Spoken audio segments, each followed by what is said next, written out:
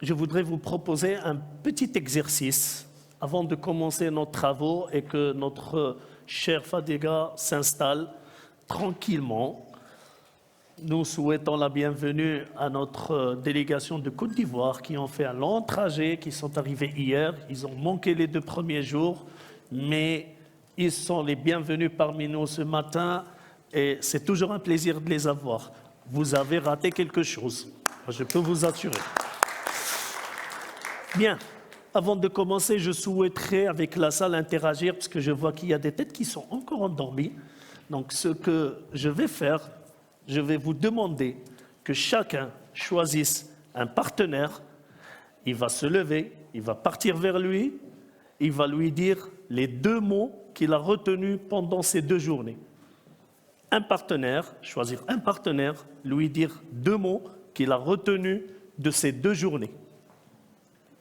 Levez-vous, choisissez vos partenaires, faites le choix.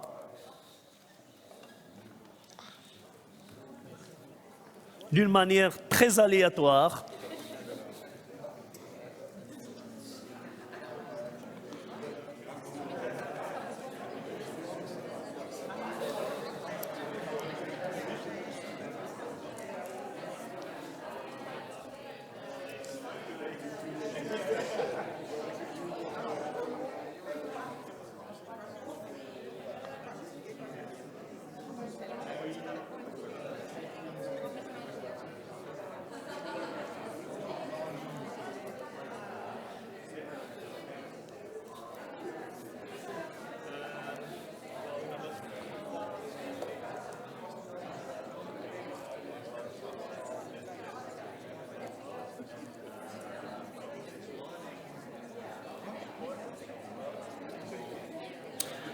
Eh bien voilà, je vois.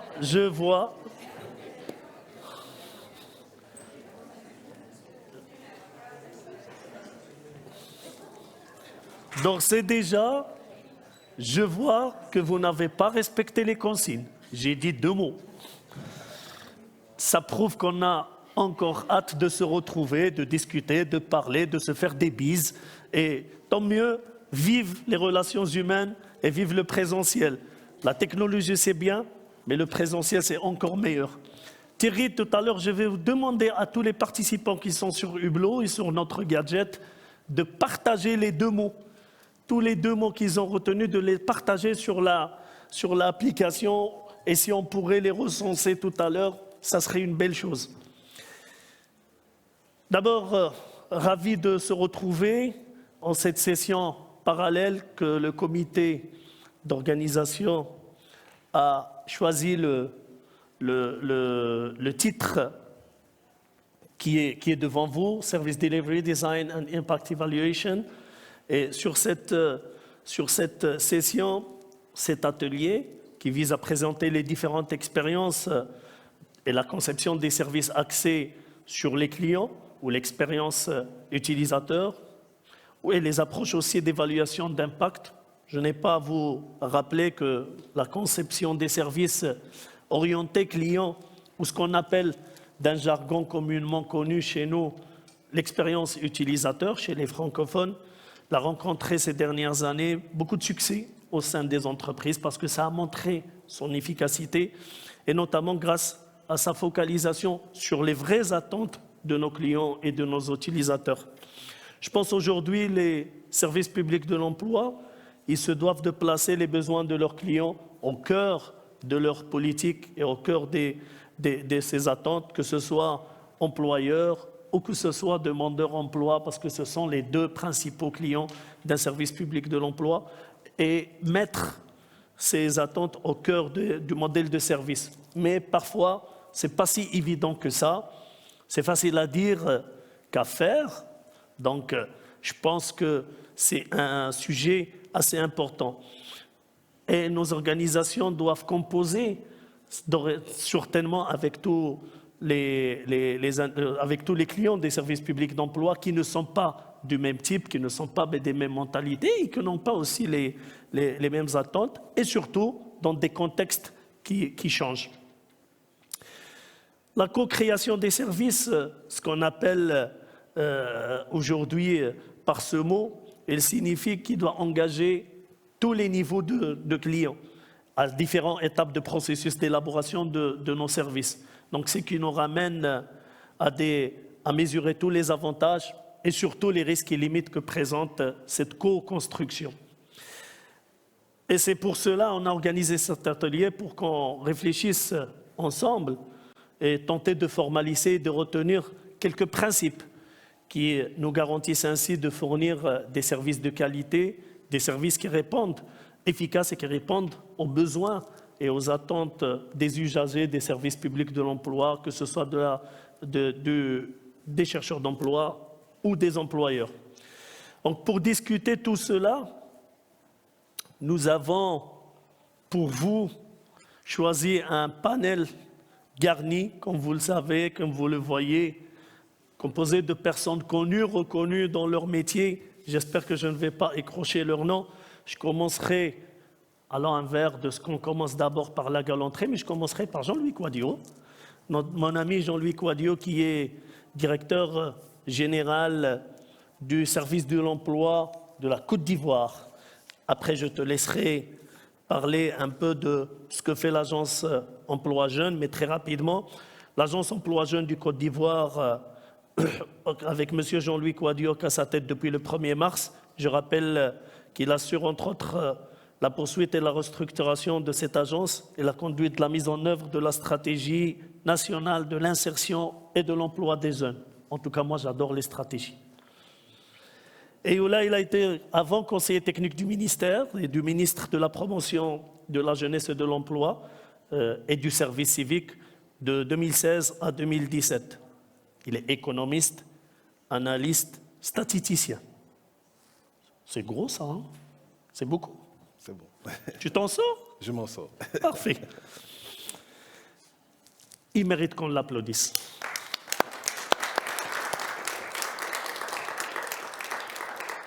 Un long voyage de la Côte d'Ivoire à l'Allemagne avec notre chère panéliste, Madame Janice Schmidt-Altmeyer. J'espère que je n'ai pas écorché votre nom. C'est le bon? Janice, ok. Alors, Janice a suivi une formation juridique. Elle a acquis une longue expérience professionnelle au sein de l'Agence fédérale pour l'emploi allemand. L'abréviation, c'est quoi? C'est le BA? Non? L'abréviation de l'agence? Le nom de l'agence? 12 years. What? L'abréviation du nom? BA. BA, c'est BA. Ouais, BA. c'est ça, BA. Très bien. Alors, elle a occupé plusieurs postes différents. Il est actuellement chef de la représentation européenne à Bruxelles. Elle nous présentera comme le conseiller à distance et a été accueilli par les usagers des SPE allemands et son succès et ses limites. Merci d'avoir répondu présent et on interagira avec la salle tout à l'heure. Notre troisième... On doit l'applaudir. Ce matin, on a oublié les bonnes pratiques.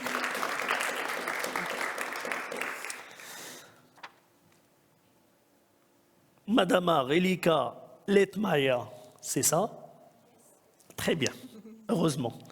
Et membre du conseil d'administration d'Instituto Casa, j'espère que M. Pavel appréciera ce que Mme Relika va partager avec nous. Et je rappelle que Instituto Casa est la caisse estonienne d'assurance du chômage. Elle est à ce poste depuis 2015. Ses domaines de responsabilité sont les statistiques et l'analyse du marché du travail, ainsi que les services de carrière, le développement des compétences et une mesure de soutien au démarrage d'entreprise. Elle est diplômée de l'Université du Danemark du Sud avec une maîtrise en économie. Avant de rejoindre Instituto Casa, Mme Relika était directrice du programme de politique sociale et du travail et membre du conseil d'administration du Center for Policy Studies de Praxis. C'est ça? Elle va nous présenter aussi les dispositifs d'évaluation d'impact des services et mesures expérimentées par le service du public emploi estonien pour piloter avec plus d'efficience l'action de l'engagement financier de l'État et des partenaires sociaux sur la fluidification du marché du travail. On verra tout ça en détail. Ce que je vous propose, c'est qu'on donne, avant de donner la parole On va continuer toujours dans les sujets ludiques et je poserai une question que je vais vous demander de répondre via les gadgets, la technologie. Dans votre vie quotidienne, est-ce qu'on va me balancer, Régie? Excusez ma turbulence. Ça va venir, ne vous en faites pas. Et la question va être très simple.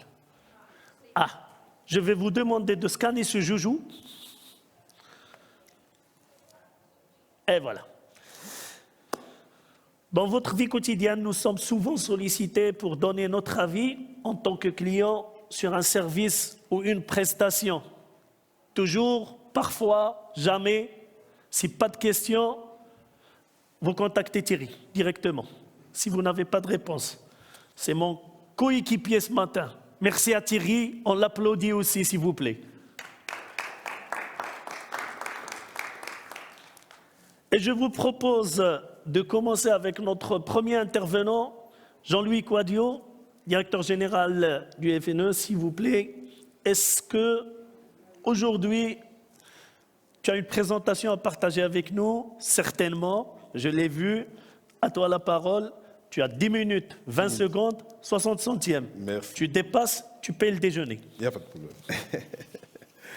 Bien, bonjour à tous. Jean-Luc Quadio de l'Agence Emploi Jeunes, Côte d'Ivoire. Je venais avant de commencer traduire mes remerciements et mes vives félicitations au président de l'AMCEP et à tous les participants qui sont ici et remercier au nom de la Côte d'Ivoire la confiance que vous avez eu en nous proposant pour être membre du conseil d'administration de l'AMCEP. Donc encore merci à tous. Et je voulais vraiment, avant de commencer, faire ces félicitations-là. Alors tout de suite, comme j'ai 10 minutes, je vais aller dans le vif du sujet. Alors le thème qui nous est donné de partager, c'est la conception des prestations de services et l'évaluation de l'impact. Donc j'ai quelques slides avec vous. On peut aller à la slide suivante. Tu pourras suivre ton temps sur l'afficheur là-bas. D'accord. Comme ça, tu seras tranquille. Très bien, merci. Alors, donc, je vais aller d'abord pour présenter l'Agence Emploi Jeunes, comment on est réparti sur le territoire national, qu'est-ce que nous faisons. Nous avons pour rôle de mettre en œuvre tout ce qui est politique nationale au niveau de l'insertion professionnelle et l'emploi des jeunes. Alors, on a une concentration sur les jeunes parce qu'en Côte d'Ivoire, les jeunes âgés de 0 à 30 à 35 ans constitue 77,77% de la population en Côte d'Ivoire. Donc on ne peut pas mener à bien une politique d'emploi sans se concentrer sur la population jeune en Côte d'Ivoire. Donc toutes nos stratégies de promotion, on peut aller à la slide 2, c'est celui qui présente me suit, de mettre en œuvre toutes ces stratégies de promotion focus sur la population jeune. Oui. Tu peux utiliser le joujou là-bas à côté de toi pour défiler. C'est plus facile. Comme ça, les gens. D'accord. Et tu as là. Voilà. Alors, donc, je suis à cette diapo que vous voyez. Voilà. Donc, j'étais sur les principales missions de l'agence. J'étais en train de dire tout à l'heure que la population en Côte d'Ivoire est jeune. Les populations âgées de 0 à 35 ans constituent 77% de la population. Donc, on ne peut pas mener une politique de l'emploi sans avoir une concentration sur ces populations jeunes. Donc, d'où la mission première de l'agence, qui est de mettre en œuvre cette politique nationale d'insertion de ces jeunes-là. La seconde mission, c'est de mobiliser l'ensemble des ressources pour pouvoir mettre en œuvre des programmes et projets dédiés à ces jeunes.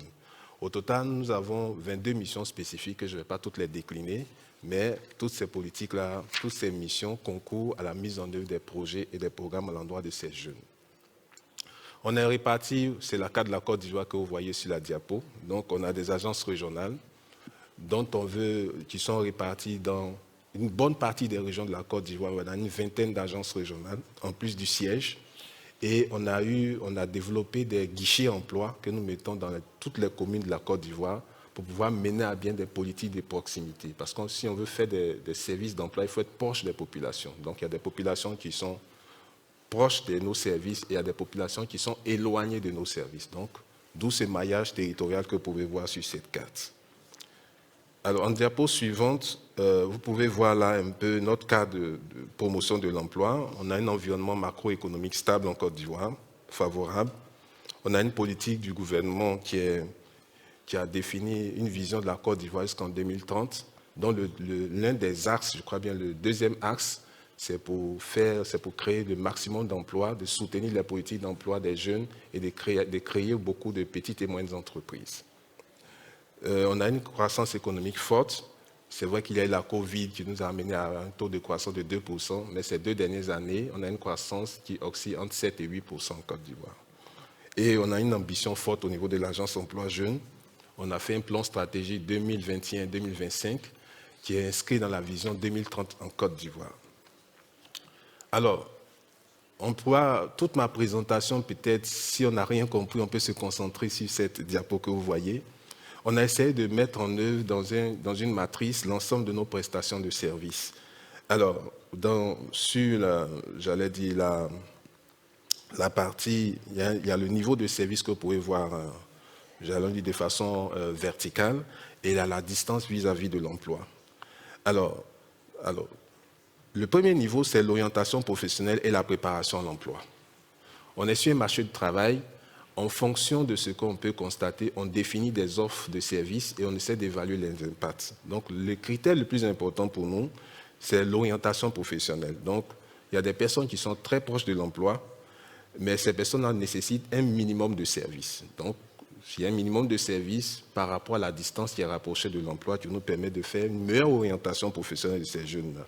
Je vais parler de l'entretien diagnostique, le choix de la carrière, l'aide à la recherche de l'emploi, le coaching, qui sont des offres de services qui s'adressent aux populations qui sont proches et qui sont un minimum de services qui nous permet de pouvoir rapprocher ces jeunes-là du marché du travail. Mais il y a des personnes également qui sont un peu plus éloignées du marché du travail, qui ont fait des formations, mais qui ne sont pas adaptées au marché du travail. Donc, on essaie de définir des services qui vont permettre de faire des formations complémentaires, la reconversion, la requalification, l'apprentissage et le perfectionnement. Plus loin, où on a besoin de faire un niveau de service un peu plus élevé, c'est ce qui concerne la mise en relation sur le marché du travail, le contrôle des visas pour ceux qui sont non nationaux, l'allocation chômage, les agréments pour les cabinets privés de placement. Et enfin, au bout de cette matrice, on a le volet entrepreneuriat pour des personnes qui, vu l'étroitesse du marché du travail, qui n'arrivent pas véritablement à avoir une chance et qui veulent entreprendre. Donc là, ça nécessite, à l'extrême, non seulement ils sont éloignés du marché du travail, mais ça nécessite un niveau d'offre de services plus élevé. Donc là-dedans, on peut avoir tout ce qui est renforcement des capacités managériales, l'appui à l'innovation entrepreneuriale et l'accompagnement financier. La diapo suivante nous donne, voilà, je présente rapidement l'agence, on peut passer, notre orientation stratégique, je vais arriver à notre vision 2025, et là vous allez comprendre beaucoup de choses. Alors, tout ce que nous faisons s'inscrit dans la vision 2021-2025. Notre vision, c'est de toucher 1 million de jeunes. L'étude d'évaluation nous montre qu'on doit avoir beaucoup plus de concentration sur l'entrepreneuriat. 42% de nos ressources vont aller au niveau de l'entrepreneuriat. Le deuxième, c'est les stages. Beaucoup de jeunes qui sortent n'ont pas d'expérience professionnelle, donc à travers les stages, on peut faciliter l'employabilité de ces jeunes. Il y a les travaux à haute intensité de main-d'œuvre à 7% et le développement de compétences à 19%. Donc, vision 2021-2025, toucher 1 million de jeunes. Alors, quelles sont les solutions qu'on a mises en œuvre? Je vais aller rapidement. Les solutions mises en œuvre pour pouvoir, j'allais dire, améliorer nos offres de services. On a fait un toilettage et un ajustement de nos dispositifs d'insertion. Donc, aujourd'hui, à l'Agence Emploi Jeunes, on a défini 4 programmes qui nous permettent d'avoir une meilleure lisibilité sur nos offres de services. Alors, on a lancé un programme au niveau de l'entrepreneuriat, un programme à impact immédiat qui vise à financer des activités génératrices pour les jeunes, en fait de leur permettre d'être autonomes. On a amélioré aussi sur le volet financement un projet qu'on appelle le prêt d'honneur qui permet à des jeunes d'avoir des financements avec un minimum sans donner des fonds propres. Donc on a l'assistant de Pôle emploi qui nous permet de mettre en œuvre ce projet pilote. Et également, on met en place un fort programme de formation qualifiante par apprentissage qui permet d'associer à la fois l'entreprise, l'école de formation et puis le service public de l'emploi. Donc, c'est un toilettage de ces dispositions d'insertion qu'on a eu à faire. On a lancé en Côte d'Ivoire la réforme de l'orientation professionnelle, comme vous pouvez le voir, afin de permettre aux jeunes d'avoir un meilleur profilage et puis d'anticiper sur les futurs marchés, sur les futurs recruteurs, de faire en sorte qu'on ait une nouvelle offre de services des demandeurs d'emploi dans chacune de nos agences régionales.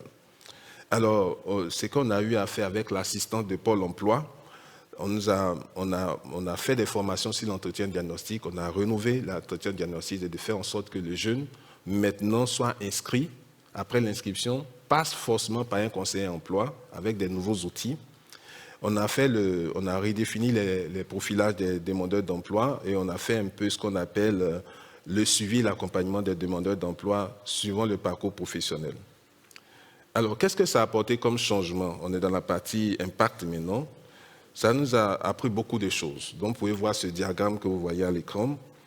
Au niveau de notre dispositif, on a mis en place un service ressources humaines avec un plan de renforcement de nos ressources humaines. Parce que tous ces offres de services, sans qu'on ait des ressources humaines de qualité, avec la qualité des conseillers emploi et des conseillers projets, ne nous permettra pas de mettre en œuvre ces nouvelles offres de services. Donc, il y a nécessité en interne de renforcer nos conseillers emploi.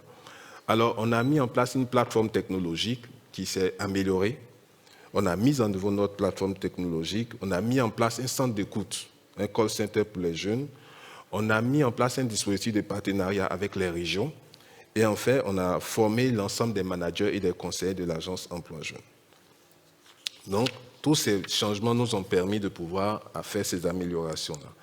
On a eu des leçons apprises, mais il reste 1 minute. Alors, on a appris des leçons au niveau de l'entrepreneuriat, c'est qu'il faut plus faire de l'éducation financière. Donc, l'éducation financière fait partie intégrante de notre offre de services. On veut multiplier les opérateurs techniques et financiers qui sont les partenaires afin qu'on puisse aménager les risques opérationnels. Et puis, on va faire le lancement d'un projet de formalisation des unités informelles bénéficiaires, c'est-à-dire on a un statut de l'entrepreneur. Aujourd'hui, quand un jeune veut entreprendre, on a des tests qui facilitent j'allais dire, le jeune pour pouvoir avoir accès aux services financiers. Donc, avec ce statut-là, il a des avantages fiscaux et donc ça fait partie des réformes qu'on a entreprises en Côte d'Ivoire. Et enfin, la formation qualifiante par apprentissage avec les employeurs. Et dernière leçon apprise, c'est ça mon avant-dernière diapo, c'est l'adoption d'une stratégie long terme avec des déclinaisons annuelles. C'est le renforcement des fonctions support avec les ressources humaines, un système d'information et de communication adéquat et le renforcement des fonctions de pilotage, contrôle qualité et le suivi-évaluation. Alors, je suis en train de conclure. Alors, en Côte d'Ivoire, avec l'agence Emploi, on a eu l'assistante technique de Pôle emploi. On a révisé notre offre de services demandeurs d'emploi. On a révisé plutôt notre offre de services entreprises. Ça nous a permis de pouvoir refaire l'évaluation de notre personnel en renforçant le système de pilotage avec les conseillers emploi et puis de mettre en place une plateforme technologique qui nous permet de pouvoir adapter au fur et à mesure nos différentes offres de services. Voici en un résumé l'économie de ma présentation. Je pense qu'avec les questions, je pourrais revenir dans le détail sur certains éléments qui nous ont pas, où on n'a pas eu beaucoup plus d'éclaircissement. Je vous remercie. À 000, parfait. Bravo, il mérite d'être applaudi. Merci. Moi, j'ai vu entre la slide 8 et 9 que vous avez élaboré votre offre de service, comme nous l'avons entendu dans votre présentation, à partir à la fois des objectifs assignés, mais aussi de votre diagnostic, ce que tu as présenté à slide 9. Mais comment vous avez prévu d'évaluer la satisfaction des différents clients de l'agence? Oui, effectivement, c'est une bonne question.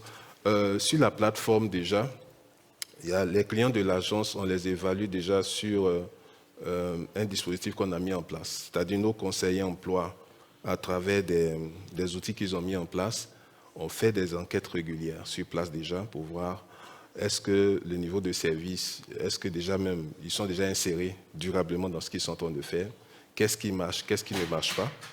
Et en fonction de ça, ça nous permet de nous adapter. Donc, il y a ce que nous faisons en termes de suivi, de suivi des jeunes. Et puis, à terme, déjà, après 1 an de mise en œuvre de nos différentes offres de services, on fait une évaluation. L'évaluation qui nous permet de redéfinir un peu nos offres de services comme programme pour l'année prochaine. Donc, il y a le suivi qu'on fait au quotidien avec nos conseillers emploi et conseillers projets, et puis il y a l'évaluation au terme de 1 an pour voir est-ce que le jeune est inséré dans le dispositif. Parce que l'élément clé de l'évaluation, c'est de savoir est-ce que tout ce qu'on met en œuvre permet d'insérer durablement le jeune dans son environnement.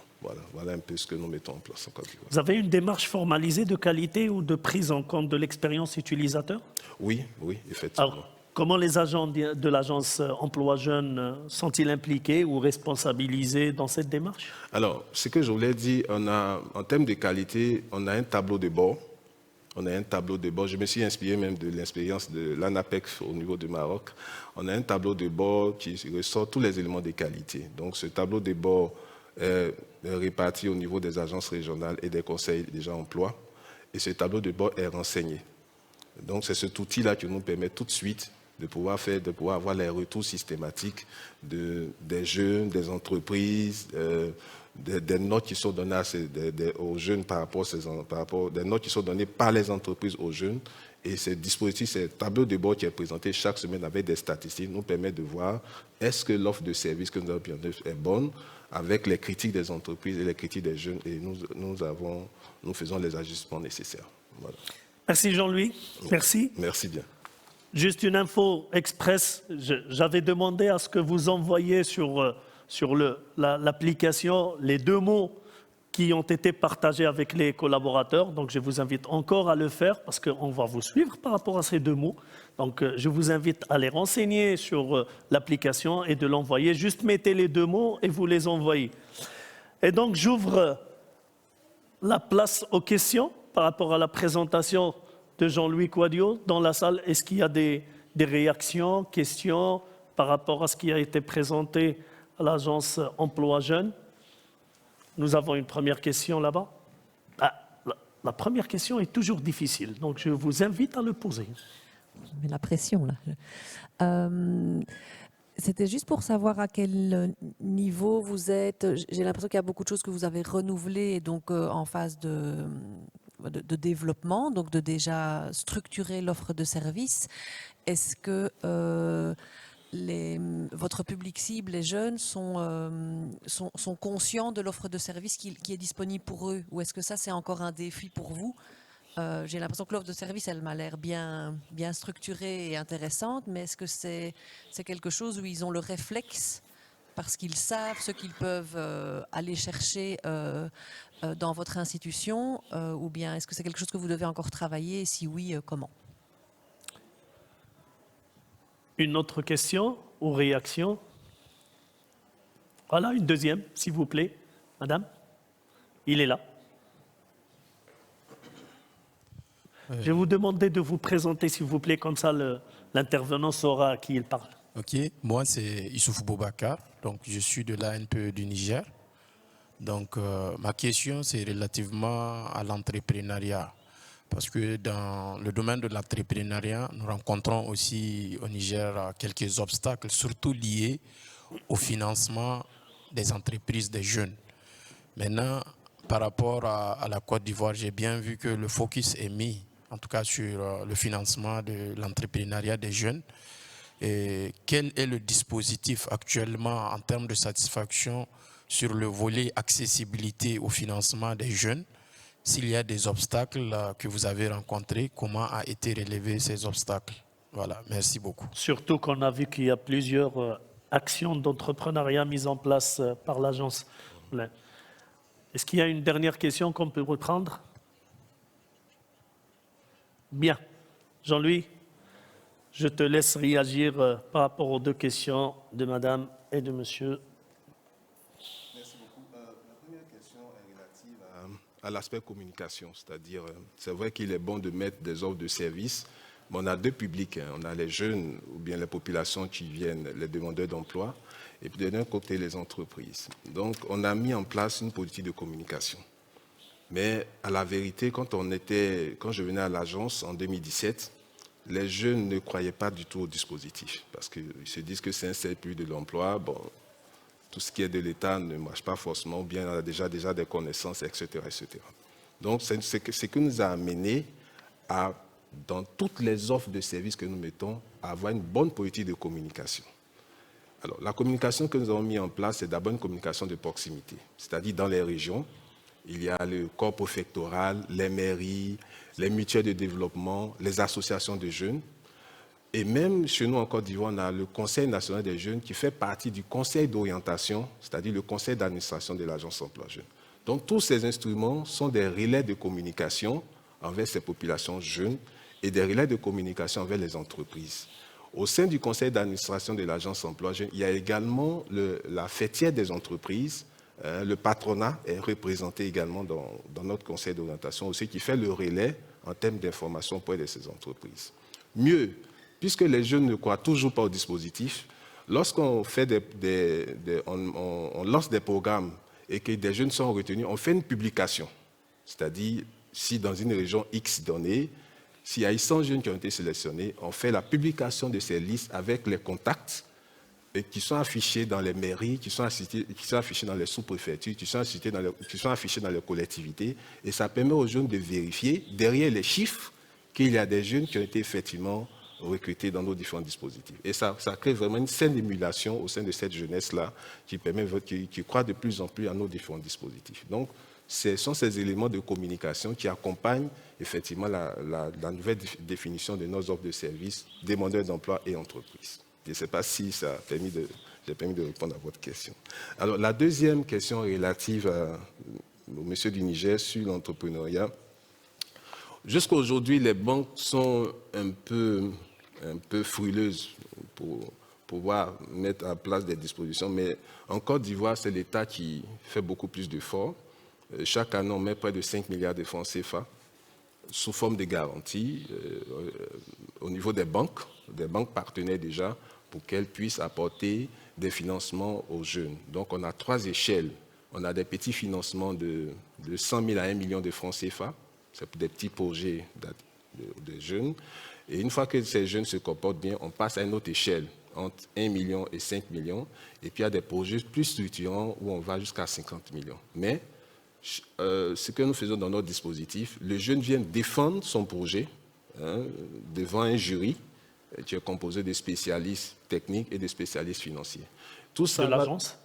Non, pas forcément de l'agence. Pas forcément. Donc de l'agence, on en prend des banques, on prend des artisans, on prend des spécialistes dans un domaine et le jeune est amené à venir défendre son projet en fonction du niveau de montant.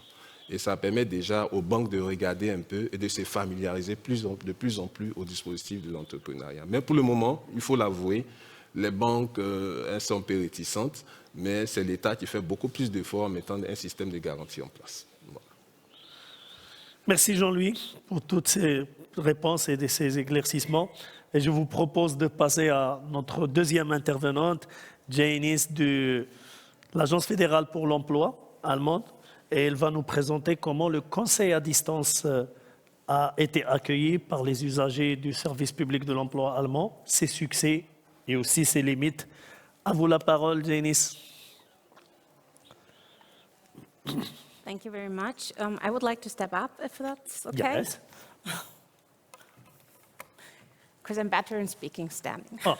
So, very welcome from my side too. I'm very happy to talk to you today about video Oui, counseling. merci.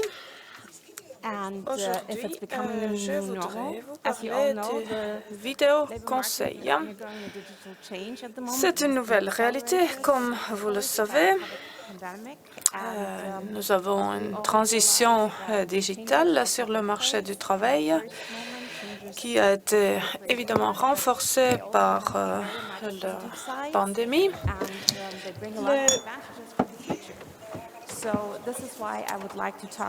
Les grands changements, évidemment, peuvent faire peur, mais il faut s'adapter. Donc, ma question, c'est si le vidéoconseil devient-il la nouvelle norme?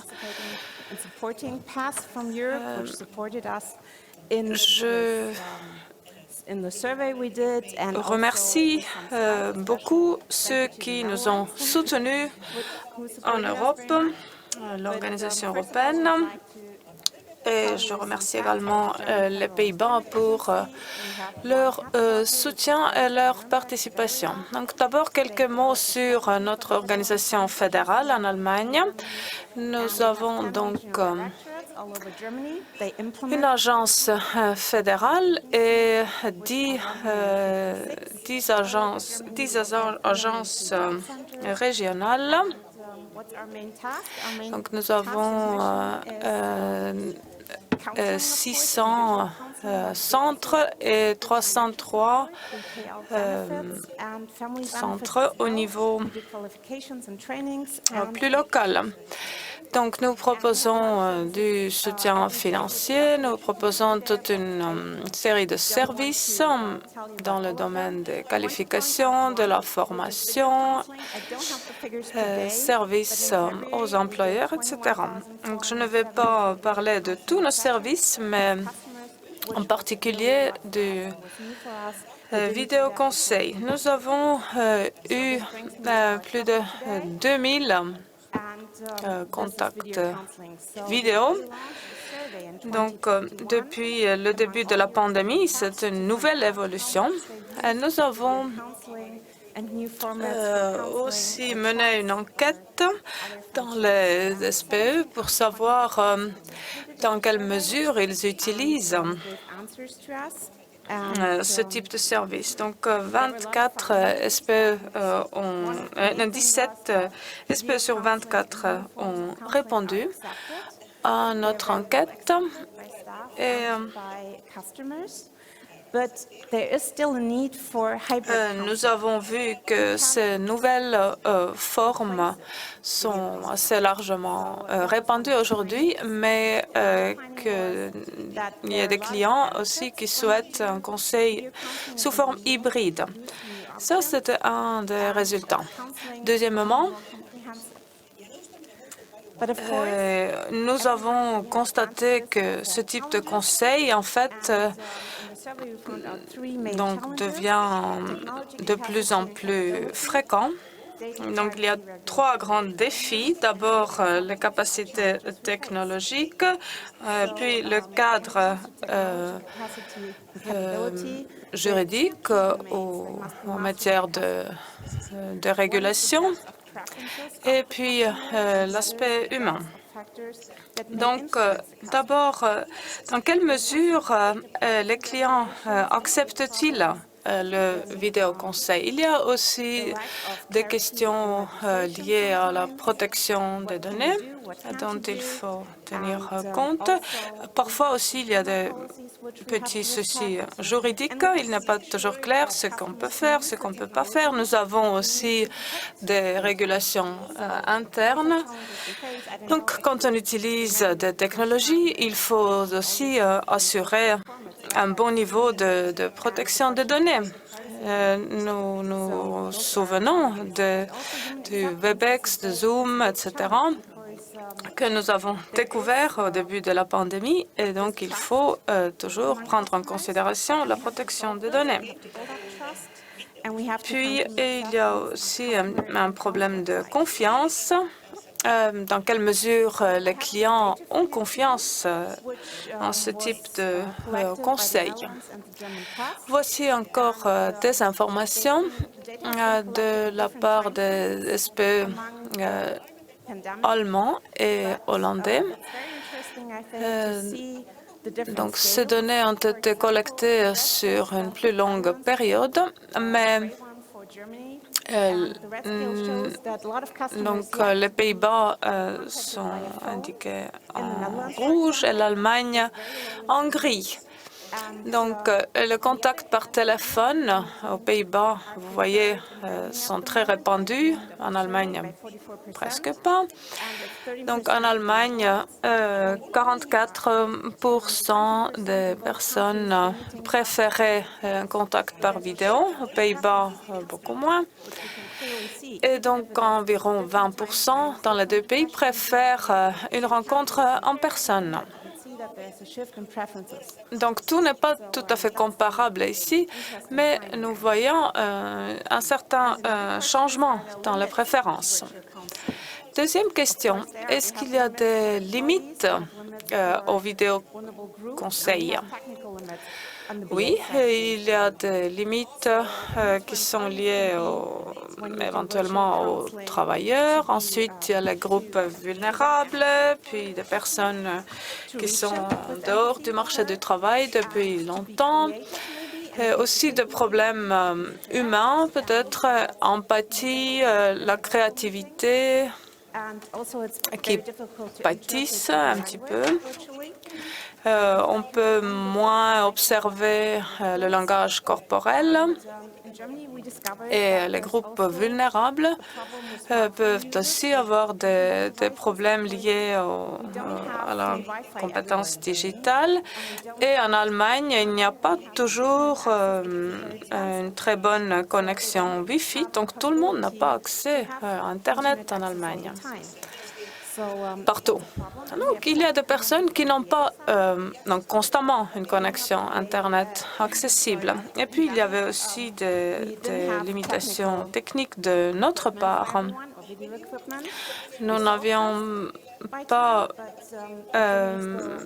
de l'équipement à fournir à tous les employés au début de la pandémie. Donc, ces problèmes-là ont été résolus plus ou moins.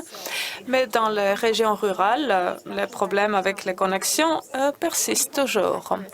Donc, comment résoudre tous ces problèmes, relever ces défis? Donc, d'abord, il faut construire une relation de confiance. Il faut de la confiance entre le client et son conseiller. Nous avons donc essayé de trouver des correspondances, peut-être même au niveau de l'âge, du genre, etc. Donc, il y a des possibilités pour que les clients se sentent plus à l'aise avec leurs conseillers.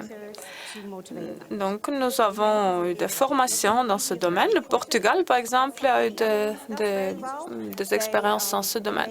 Donc, il faut simplifier les démarches. Aux Pays-Bas, il y a eu beaucoup de progrès. Par exemple, dans les bibliothèques, les clients peuvent donc se rendre là-bas, dans les bibliothèques, et on les aide. Il y a des ordinateurs connectés. Ensuite, il est très important de trouver aussi une sorte d'équilibre entre les différents modes de conseil. Donc, nous avions une enquête. Je vais trouver l'intitulé de cette enquête. Bon, je ne le trouve pas pour le moment.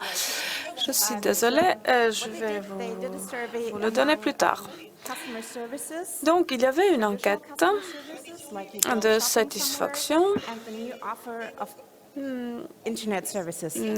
Donc, pour trouver donc la différence entre les services en ligne et les services soi-disant traditionnels. Donc, les gens utilisent des services différents. Ils veulent faire leurs courses dans un magasin réel et ils veulent également faire les courses sur Internet. Donc là, on peut également utiliser ces informations. Il y a des personnes qui veulent toujours maintenir leur relation traditionnelle avec leurs conseillers. Il y en a qui acceptent facilement aussi un conseil vidéo. Donc, il est important de combiner les deux approches. Donc, on essaie d'offrir un service multicanal. Il faut trouver un équilibre. Donc, qu'est-ce que nous avons appris? Qu'est-ce qu'on peut conclure? Donc, il ne s'agit pas de remplacer les services existants par les services en ligne. Mais nous avons un certain nombre de défis. Il y a de nouveaux services qui sont bien acceptés. Il y a aussi des services que les personnes préfèrent désormais. Donc, ce type de service correspond aux attentes de certains groupes, tels que les jeunes, qui passent presque tout leur temps dans le monde virtuel. Donc, c'est quelque chose de bien pour nous. Et donc, malgré tous les problèmes, nous avons pu bien progresser. Donc, il est important de continuer sur cette voie. Je vous remercie de votre attention et j'espère que nous allons continuer tous ensemble. Merci, Janice, from Bondegastu for Arbet. And, sur votre présentation, il y a beaucoup d'informations très utiles, mais je choisirais plus particulièrement, vous avez parlé du téléconseil. Et donc, le téléconseiller semble donc une réponse qui a été bien accueillie par les clients. Et dans votre exposé, vous avez bien défini les différentes limites de cet usage. D'ailleurs, vous parlez d'une évolution vers le service hybride à un certain moment. Mais pouvez-vous nous décrire comment, avec quels différents moyens, vous recueillez les avis des clients, notamment pour tenir compte du biais du support utilisé pour réaliser les enquêtes? Et complétez-vous, par exemple, avec du sondage téléphonique ou autre?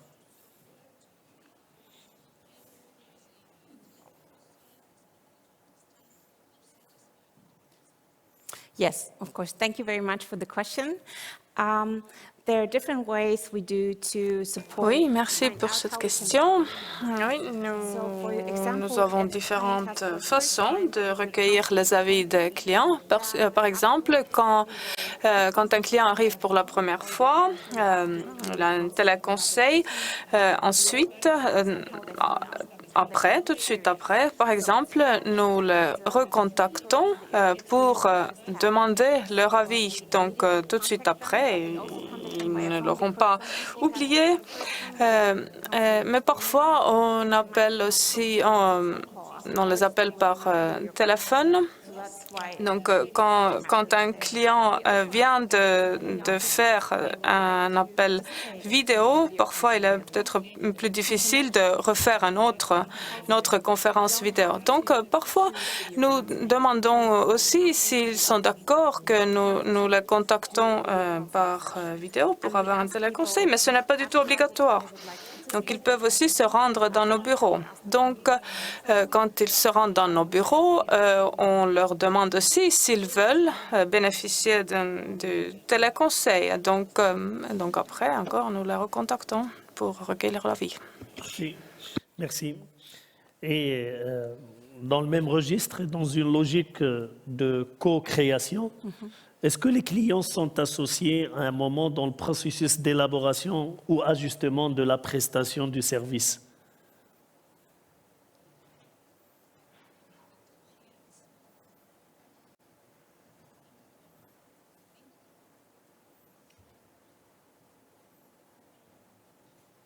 There's no translation at the moment. Je reprends ma question.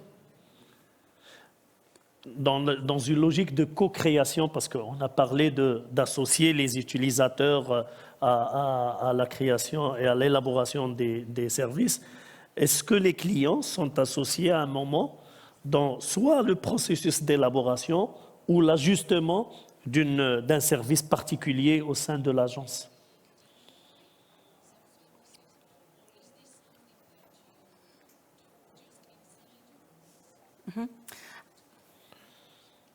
Yeah. Well, we have those surveys and we do studies on the surveys we have. Oui, nous avons ces enquêtes d'opinion, de satisfaction. Nous les analysons et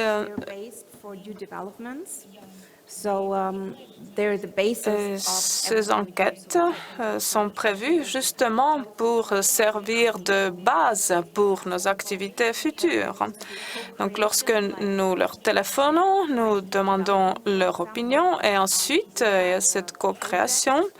Donc, nous développons ensemble certains service, nous avions un projet en rapport avec le futur, donc ce n'est pas encore terminé. Donc on a demandé aussi de participer. Merci. Merci beaucoup. Et je me retourne vers la salle. Des questions pour Madame Janis.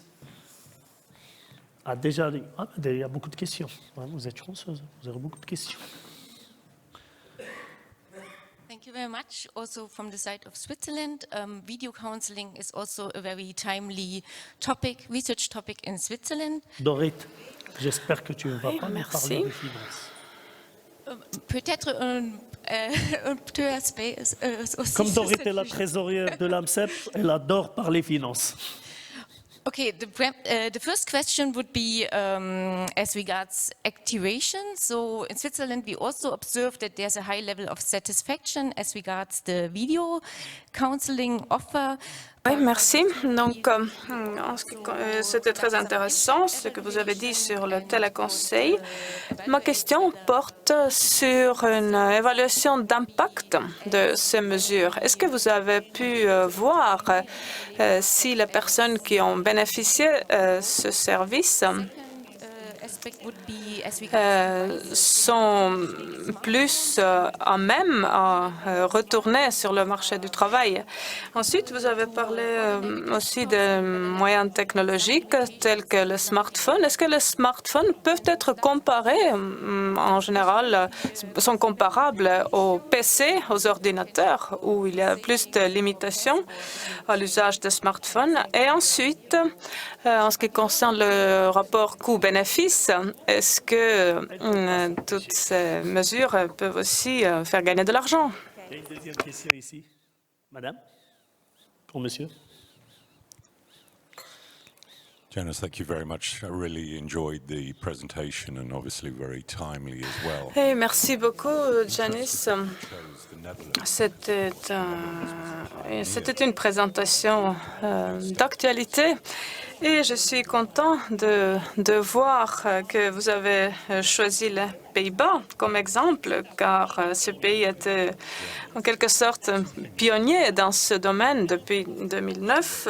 Donc, ils sont sur cette voie. Ils ont constaté deux choses. D'abord, les employés eux-mêmes n'aimaient pas trop ces canaux de communication virtuels.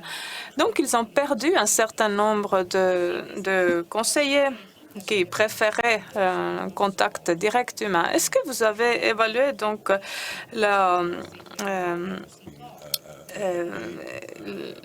dans quelle mesure vos employés sont prêts à utiliser ces moyens de téléconseil? Ensuite, dans le domaine de la formation, tous ces moyens sont très largement utilisés, mais dans l'étude McKinsey, on a vu qu'il y a un certain doute qui arrive, en fait, et on se demande si on ne devait pas faire demi-tour ou revenir aux moyens traditionnels de communication. Donc, est-ce que vous avez comparé vos études à leur enquête? Est-ce que vous vous êtes posé la question de, par exemple, proposer une combinaison des deux types de services? Merci. Surtout à la question finance. Okay. Je vous laisse répondre. Merci. Or is there another question? Yeah. Otherwise, I would. Il y a une autre question? Oh. Okay, many questions. Désolé, Fatna. Ok, merci. Fanta Fadiga de l'Agence Emploi Jeunes Côte d'Ivoire. En tout cas, je voudrais saluer la qualité de l'intervention et puis ça a été un partage très intéressant, donc très enrichissant pour nous. Bon, il y a un petit point qui a retenu mon attention quand elle a parlé de IT illiterate, c'est-à-dire les analphabètes en technologie de l'information. Nous qui venons d'Afrique, quand on entend cela venant de l'Allemagne, ça m'a un peu surpris. J'ai dit, donc on n'est pas les seuls. Chez nous, évidemment, le taux est beaucoup plus élevé. J'aimerais avoir un peu plus d'informations sur cette population cible qui est concernée par cet analphabétisme en termes de technologie de l'information. De qui s'agit-il exactement? Merci. Très bien. Une autre question ou réaction? Janice. Okay, thank you very much for all these questions. I'll try to answer them briefly, so I don't. Je vous remercie de toutes ces questions. Je vais essayer de répondre rapidement. Donc, la première question concernait l'impact du téléconseil. Si on voit que les personnes retournent sur le marché du travail, donc là, nous n'avons pas encore de résultats à vous communiquer car les enquêtes sont en cours. Les évaluations sont en cours. En ce qui concerne les utilisateurs de smartphones, oui, il y a un certain nombre de limitations là. C'est ce que je voulais dire quand j'ai mentionné différents formats tels que plateformes, tels que Webex et Zoom. Au début, nous avons utilisé que Skype. C'était pas simple car il y a beaucoup d'organisations qui ne se servent pas de ce logiciel. Ensuite, nous avons essayé de joindre les jeunes qui très souvent n'ont qu'un smartphone. Donc, c'est là que nous avons utilisé davantage le smartphone.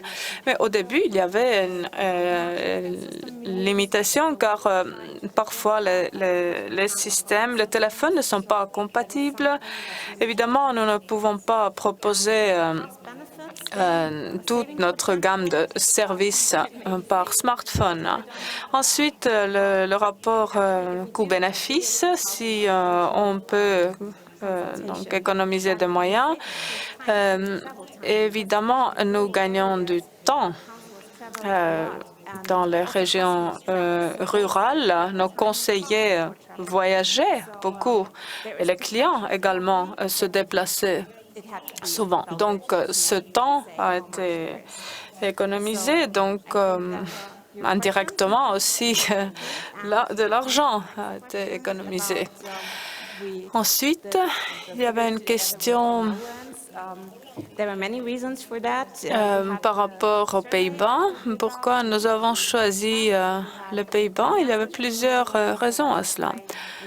Nous avons inclus tous les SPE européens, mais les Pays-Bas nous ont fourni de réponses très détaillées, beaucoup de données. Donc, on a bien pu travailler sur ces données et on a bien pu collaborer avec eux.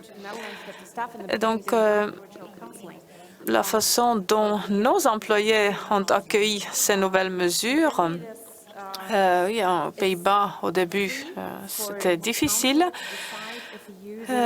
En Allemagne, le conseiller peut choisir s'il veut, quel type de service il veut proposer.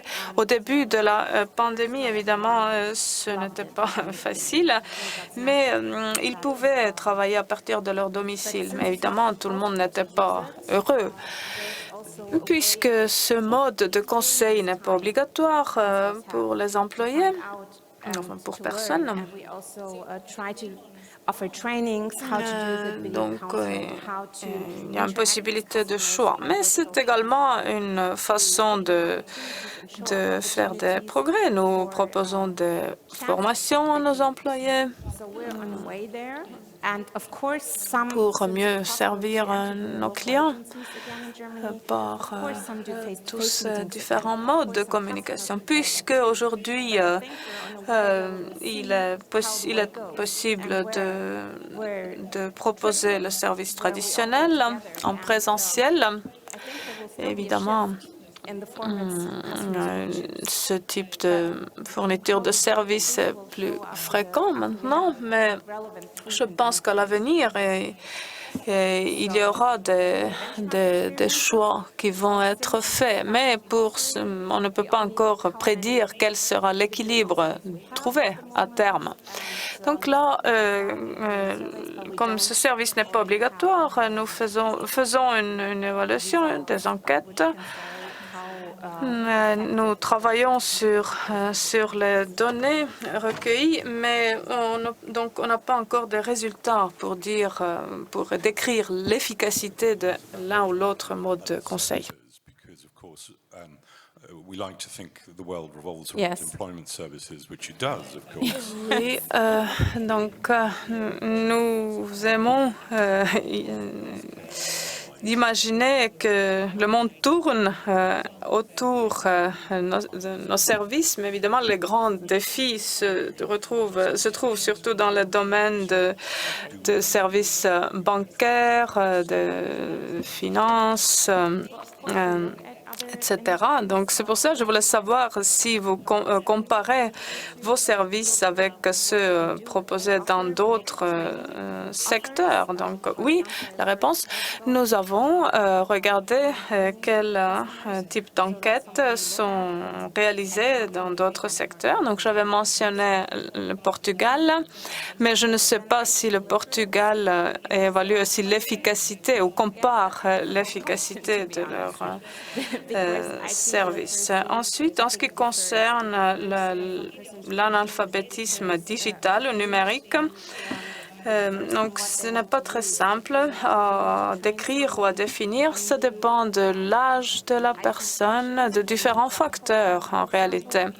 Donc s'il faut proposer une formation numérique ou pour un certain profil professionnel ou juste savoir répondre à un appel vidéo, faire des recherches sur Internet. Donc, il y a en réalité différents niveaux d'alphabétisme numérique. Donc, lorsque nous ouvrons, au début, nous commençons évidemment par les connaissances les plus faciles, chercher les informations, etc. Il y en a partout. Je voudrais faire réagir naturellement parce que l'expérience Netherlands a été fortement sollicitée. Je souhaiterais si peut-être mon ami Niels pourrait nous réagir rapidement, si tu te sens à l'aise, par rapport à cet aspect de service à distance, de téléconseiller. La Hollande a été citée comme modèle. Si tu peux réagir par rapport à ce point.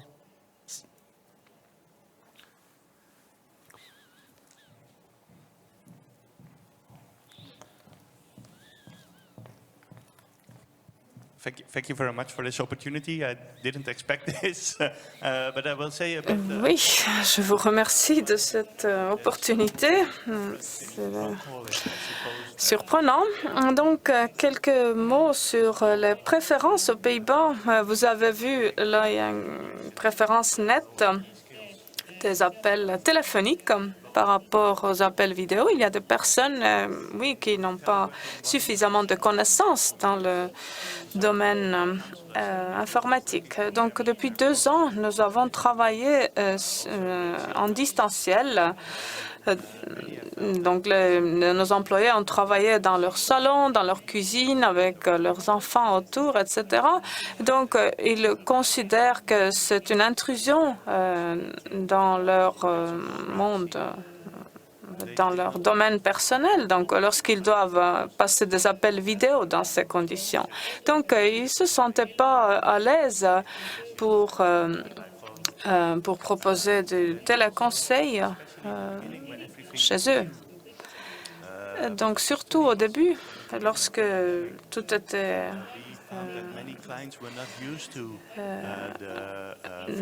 encore nouveau. Donc, nous avons constaté aussi que les clients n'étaient pas forcément très à l'aise avec le téléconseil. Ils n'avaient pas non plus l'habitude de chatter avec les conseillers en ligne. Donc, ce n'était pas simple, car les clients n'avaient pas forcément les applications sur leur smartphone, sur leurs ordinateurs. Et il était plus facile pour tout le monde, en quelque sorte, de passer des appels téléphoniques. Donc, avant aussi, les clients avaient l'habitude d'avoir un contact téléphonique. Donc, quand on leur posait la question sur leurs préférences à l'avenir, donc s'ils avaient l'habitude d'appels téléphoniques, ils préféraient aussi ce moyen de communication à l'avenir. Donc, voilà qui explique cette préférence aux Pays-Bas. Donc, les personnes qui ont peu de connaissances informatiques, ils ont beaucoup de mal à participer dans la vie de la société. Beaucoup de services bancaires, médicaux aussi sont numériques. Et c'est un gros problème pour ces personnes-là, pour qu'ils puissent juste participer au minimum dans la vie de la société. Et donc, nous avons proposer des formations informatiques dans les bibliothèques, justement. Donc, les personnes qui ne se sont pas à l'aise sur l'ordinateur, ils ne sont pas forcément très à l'aise avec la culture écrite en général. Donc, il est facile aussi de proposer des formations de langue, donc du néerlandais dans les bibliothèques. Donc, c'est pour ça que nous avons choisi les bibliothèques comme lieu de formation. Donc, c'est là où ils peuvent acquérir ces connaissances de base dont ils ont besoin. Et donc, nous essayons de simplifier tous ces services autant que possible, mais pour nous, c'est un grand défi également. Donc, voilà quelques mots sur nos expériences. Toutes ces précisions, et effectivement, le Pays-Bas, c'est un pionnier par rapport aux services à distance. Et nous arrivons à notre troisième intervenante, qui est fortement soutenue par l'équipe de Tutukasa. Je les vois partout. Donc, Madame Relika va nous présenter les dispositifs d'évaluation de l'impact des services aux mesures expérimentées par le service public de l'emploi estonien pour piloter avec plus d'efficience l'action et l'engagement financier de l'État et des partenaires sociaux sur la fluidification du marché du travail. À vous la parole, Madame Relika. On peut l'applaudir.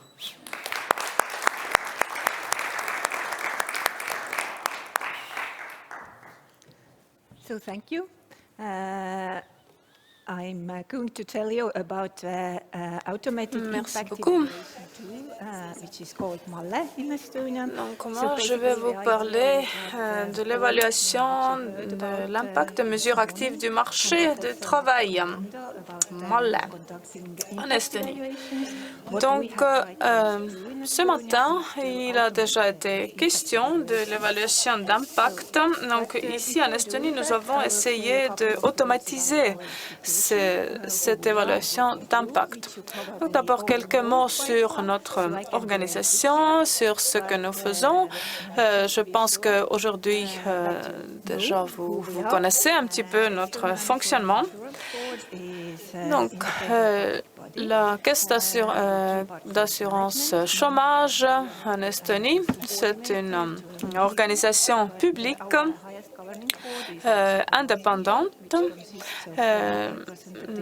Donc, notre conseil de surveillance est tripartite. Donc, il y a des représentants du gouvernement, des employeurs et des syndicats.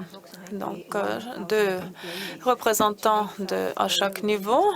Nous avons des centres partout en Estonie. Nous avons environ 1000 employés, donc une organisation relativement grande en Estonie. Nos clients sont des demandeurs d'emploi, des personnes qui travaillent déjà comme partout en Europe, puis aussi des personnes qui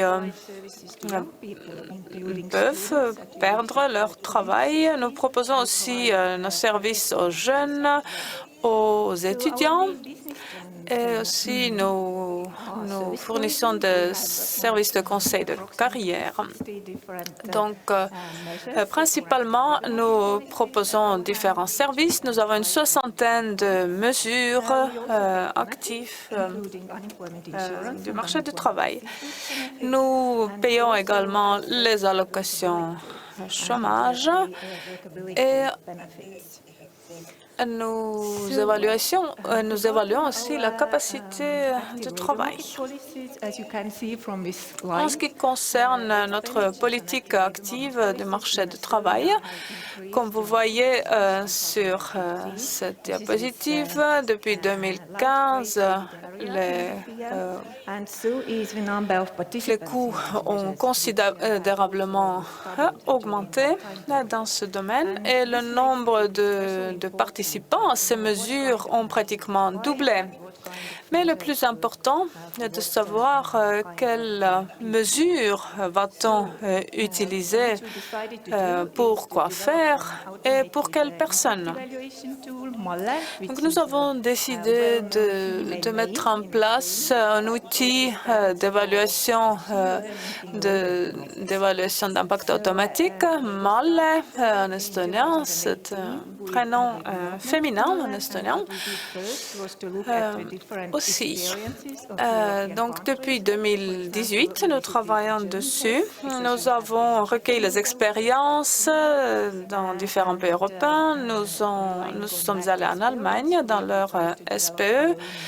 Et donc, à partir de l'expérience des autres, nous avons mis en place notre modèle. Donc, nous avons les analystes, des chercheurs de l'université de Tartu qui travaillent dessus, et notre partenaire informatique est Nortal. Et donc, il est important de souligner que dès le départ, les tâches étaient assignées à ces partenaires. Donc, les chercheurs de l'université de Tartu ont mis en place la méthode de travail. Donc, le partenaire informatique devait intégrer cet outil dans nos systèmes. Donc, nous avons différentes formations dans différents domaines, donc informatique, langue, compétences générales. Nous proposons aussi des stages, des soutiens du salaire et aussi des services pour des personnes en situation de handicap ou maladie. Donc, toutes les données sont enregistrées. Donc, depuis 2014, donc jusqu'à janvier 2002. Donc, il se trouve dans nos registres et donc l'administration des impôts nous fournit des données sur les revenus.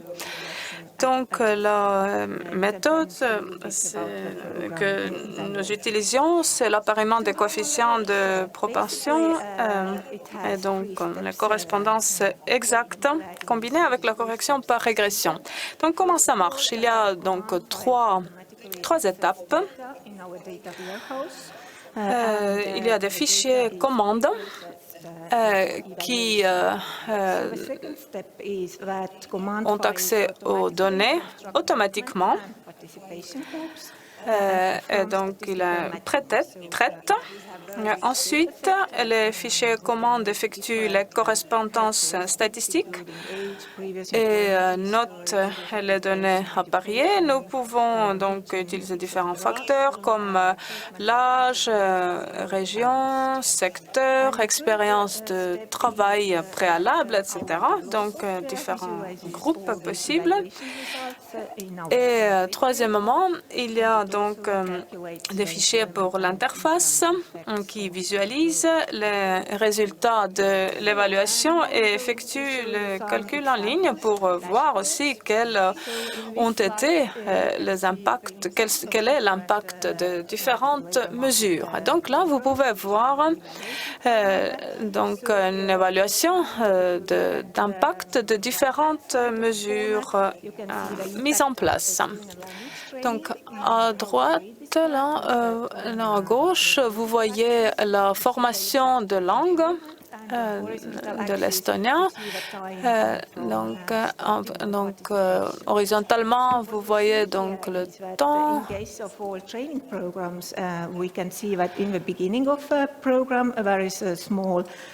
Donc là, vous voyez qu'au début, in the beginning of programs are focused on il y a une baisse. job search activity is reduced, but donc il y a un effort de formation. Donc les recherches de travail sont mises de côté.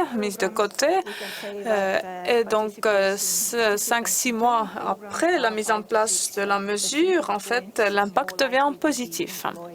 Donc, quand vous regardez la formation suivante, en haut, au milieu, donc 5-6 points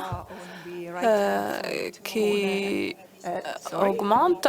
Ensuite, à droite, en bas, le soutien du salaire, en fait, de revenus. L'impact est très important au début. Ensuite, à gauche, en bas, donc les services fournis aux personnes en situation de handicap ou de maladie. Donc, on voit un impact positif. On voit aussi que l'écart standard est assez élevé.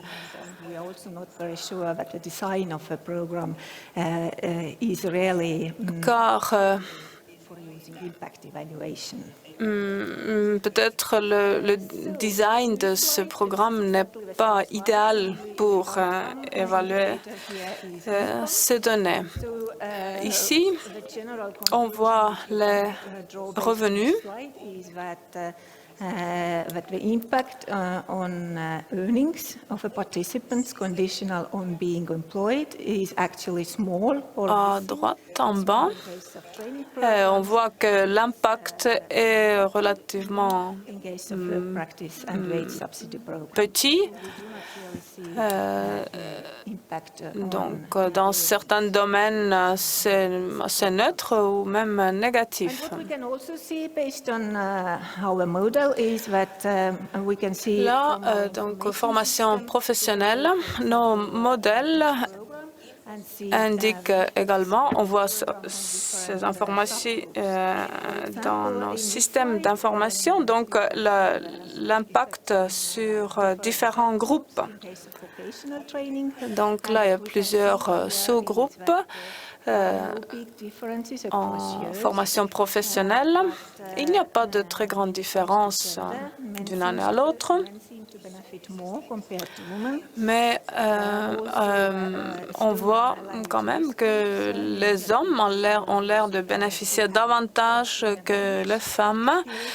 Puis les groupes à risque par rapport aux compétences linguistiques bénéficient davantage par rapport aux personnes dont l'estonien est la langue maternelle. Et une autre conclusion importante, dans le groupe d'âge 51 à 61 ans, bénéficient davantage de cette formation professionnelle. Maintenant, quelques mots de conclusion et les perspectives d'avenir. Donc, nous considérons qu'il est important de recueillir des informations régulièrement sur l'impact de nos mesures dont nous voulons développer davantage cet outil Malais. Bon, l'Estonie, c'est un pays plutôt petit. Nous n'avons pas beaucoup de données, donc nous ne pouvons pas travailler avec beaucoup de détails au niveau d'employeurs ou de formateurs. Il est très important de disposer de données de bonne qualité, car toutes ces méthodes d'évaluation d'impact en ont besoin. Il est très important d'automatiser ces processus. Nous n'avons pas tout à fait encore fini d'intégrer Malle dans tous nos processus. Nous avons besoin de sensibiliser davantage nos employés sur l'utilité de ce programme. Donc, c'est un outil important pour les dirigeants également. Et il est important que nos employés sachent comment Malle fonctionne, comment on peut s'en servir pour différents clients. Quant à l'avenir, nous avons essayé déjà d'intégrer l'analyse du coût-bénéfice dans cet outil. Nous avons prévu aussi de nouveaux services, par exemple les formations pour les personnes qui travaillent déjà. On essaie aussi de travailler sur un autre modèle. Il est très important aussi d'évaluer l'impact aussi sur l'allocation chômage. Je vous remercie de votre attention. Merci beaucoup, Relika. Beaucoup d'informations. Merci à Tutu Casa et à toutes les équipes, à travers eux, M. Pavel présent avec nous. Malheureusement, on devait avoir une autre expérience australienne, mais comme vous le savez, l'Australie, en ce moment-là, sont en période électorale et donc notre orateur est interdit de prendre la parole en public. Telles sont les lois en Australie. Donc, Fatna, nous, chez nous, c'est pas grave, on peut prendre la parole quand on veut. En Australie, non. Donc, dommage, on aurait pu voir une autre expérience de l'autre côté du continent, mais ça sera au prochain congrès. Madame, vous avez parlé du dispositif MAL, qui ne fait pas mal. Donc, avec le dispositif MAL, pouvez-vous nous donner des exemples concrets de ce que vous souhaitez développer comme type d'outils, surtout pour les conseillers, et les aider dans leur prescription?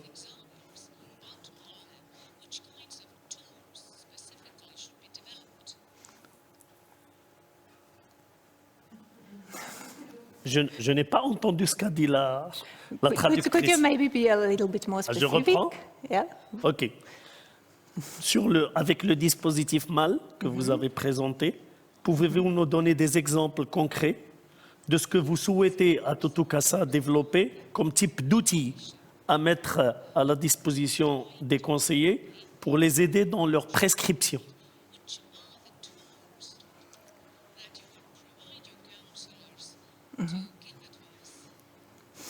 Maybe from council's perspective, what we want to do is actually we want to integrate. Oui, en ce qui concerne les conseillers, ce que nous pouvons faire, c'est intégrer les résultats de MAL dans tous nos programmes de formation.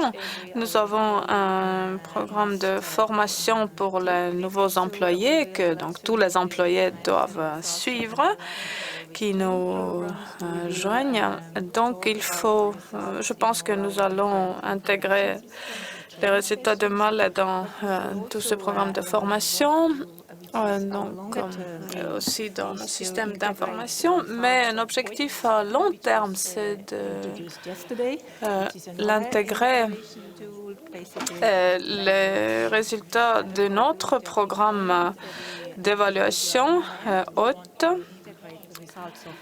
donc qui évalue la probabilité de trouver du travail pour chaque demandeur d'emploi individuel Donc, cela nous permettrait de voir ce qui marche vraiment.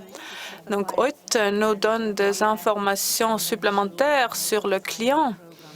Et Mallet pourra voir quelle formation ou quel programme conviennent pour ce groupe de Deuxième clients. question.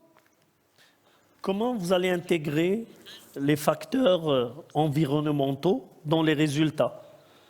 Car sans doute les variations de l'offre sur le marché de travail, de l'économie, peuvent influencer aussi les performances des services ou de vos mesures.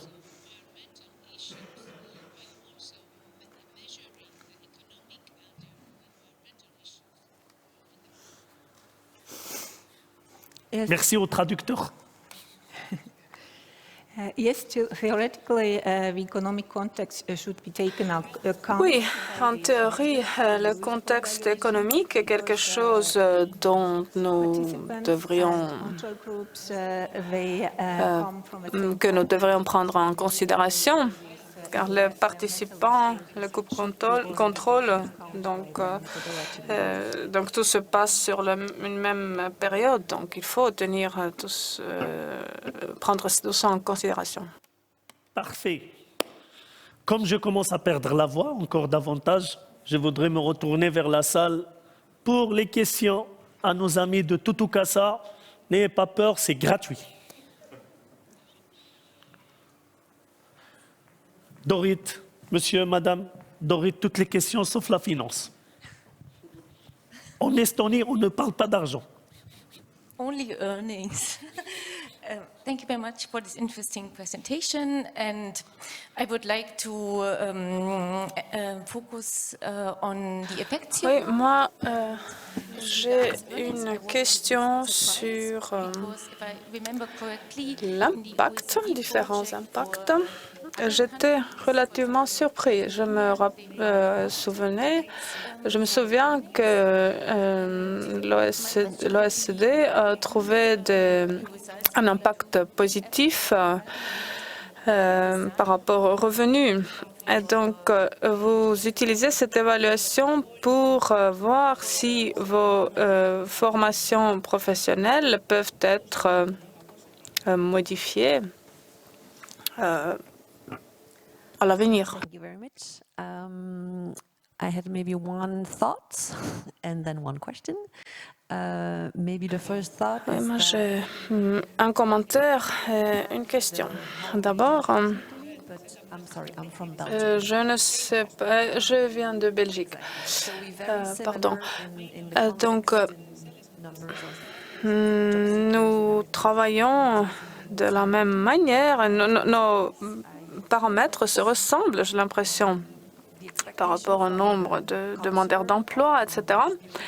J'ai l'impression que les attentes des conseillers seraient assez élevées s'ils étaient au courant de tout ceci. Donc, j'imagine que cela fait partie aussi de vos mesures à l'avenir. Donc, d'abord, nous essayons de combiner la formation avec une segmentation dans le groupe de demandeurs d'emploi. Donc, nous ne sommes pas toujours sûrs de données, par exemple, pour décider quelle formation proposer en premier. Et donc, là aussi, nous proposons dans ce cas-là un téléconseil. Ne pas forcément leur donner un choix, mais on leur propose un téléconseil si ils sont d'accord.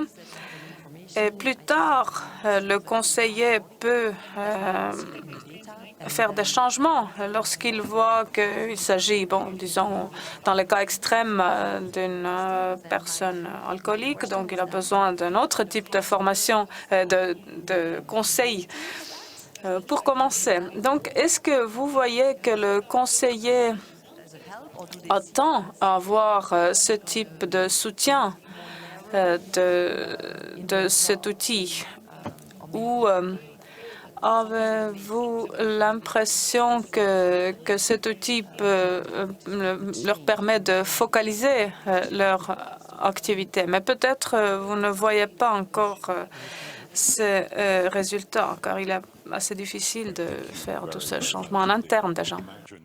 There are a lot of very, very envious employment services because you're more or less. Oui, j'imagine qu'il y a beaucoup de jaloux ici, car là, vous avez vraiment trouvé une poule qui pond des œufs d'or. Mais j'ai une question. Donc, puisque vos données petit à petit s'améliorent. Okay, apologies there. I'm Anton Eckersley. You will have seen me yesterday, so I've already been introduced.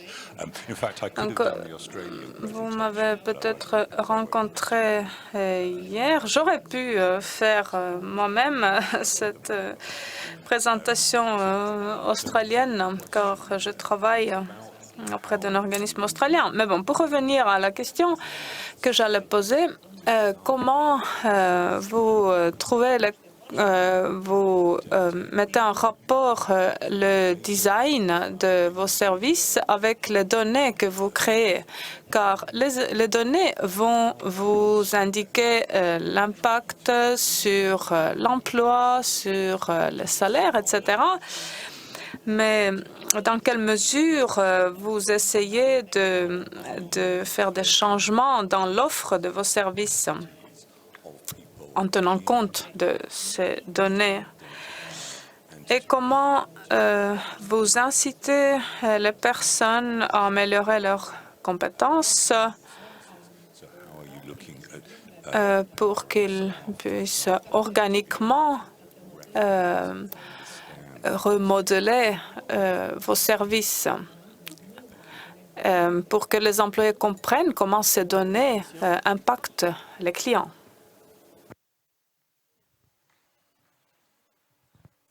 Bonjour, je suis Max Tererao de BB Incoma Bruxelles. Et j'ai une question à propos de la combinaison possible entre une évaluation aussi automatisée, quantitative, et l'évaluation qualitative. Est-ce que votre évaluation automatisée, est-ce qu'elle est couplée d'une évaluation qualitative? Et si oui, comment vous intégrez les deux évaluations, s'il vous plaît? Deux composantes. Merci.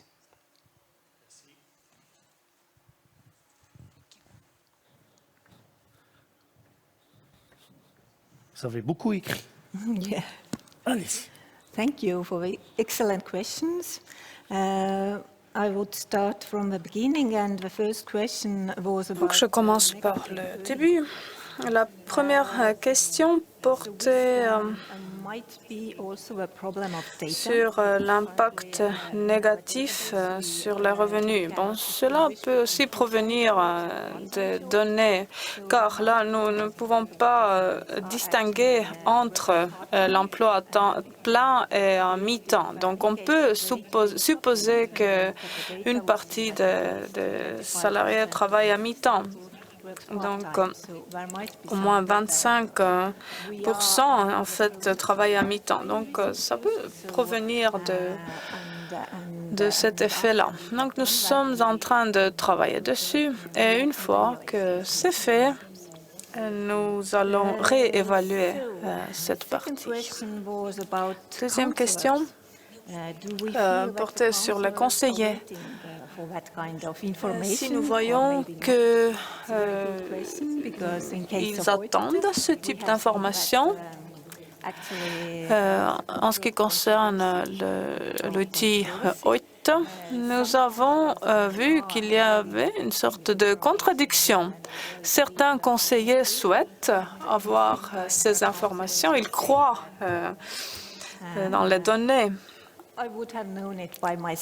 Tandis qu'il y a d'autres qui disent que je le savais même sans toutes ces données-là. Donc, il n'est pas simple de voir ce qui va prévaloir. Mais plus nous leur fournissons de données, plus ils auront confiance dans ces données. En ces données, je pense. Donc, ils voient qu'ils peuvent s'en servir dans leur travail. Donc, nous allons de toute façon continuer et on va finir par voir qu'ils vont les prendre en considération dans leur travail. La troisième question portait sur le lien entre le design des services et les résultats de l'évaluation d'impact. C'est une bonne question. Il faut dire que nous sommes encore au début de ce processus. Et nous avons créé des groupes de discussion.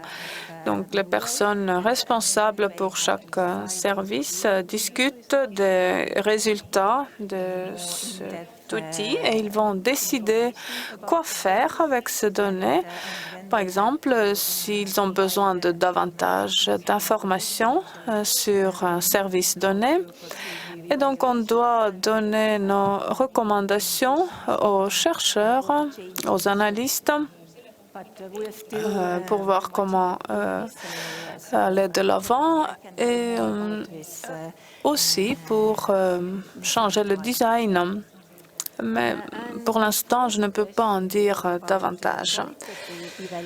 La quatrième question portait sur l'évaluation qualitative et la combinaison de celle-ci avec l'évaluation quantitative. Donc, au niveau du modèle, nous n'effectuons pas ces appariements. Mais lorsque nous considérons que les expériences de nos conseillers, de nos experts qui sont responsables de certains services, si nous considérons que là aussi c'est une évaluation qualitative. Donc, dans ce cas-là, on peut dire qu'il s'agit de mettre en relation les évaluations qualitatives et quantitatives. Donc, régulièrement, nous analysons les résultats de Mallet. Donc, 2 fois par an, les résultats du modèle sont mis à jour. Donc, à chaque fois, nous organisons des réunions et les personnes responsables donc fournissent des suggestions. Est-ce qu'il y a encore une réaction, une interaction avec la salle, une remarque, une critique? Une critique? Allez. Niels et après Nan. Yeah. First of all, I find the Mala application really inspiring. Et merci, je trouve Mala très intéressant. Très intéressant aussi de voir comment vous vous en servez pour améliorer vos services. Donc au début, vous avez parlé de certains impacts négatifs. Donc pour moi, en fait, c'est un signe d'assurance, de force, en fait, que vous montrez ces résultats et on voit que parfois on accorde davantage d'attention aux résultats négatifs, mais là nous voyons que vous voulez tirer les leçons et vous en servir ensuite. Et je voulais savoir aussi comment vous réagissez face aux critiques et comment vous gérez tout ceci au niveau de l'opinion publique. There was actually more a question for Janice, but I don't know if I could ask it now. Do you? Ma question était plus adressée à Janice. C'était par rapport au rapport coût-bénéfice de téléconseil. En Belgique, nous avons trouvé que si les personnes sont sur place, quelque part, en fait, leur niveau est moins élevé ou leur qualification est moins élevée que chez ceux qui utilisent le service de télétravail. Donc, environ 50-60% de personnes qui ont un rendez-vous chez nous finalement se rendent sur place, les autres ne se déplacent pas. Mais pour le téléconseil, ils indiquent leur disponibilité. Est-ce que vous avez ce type de données en Allemagne ou dans d'autres pays également?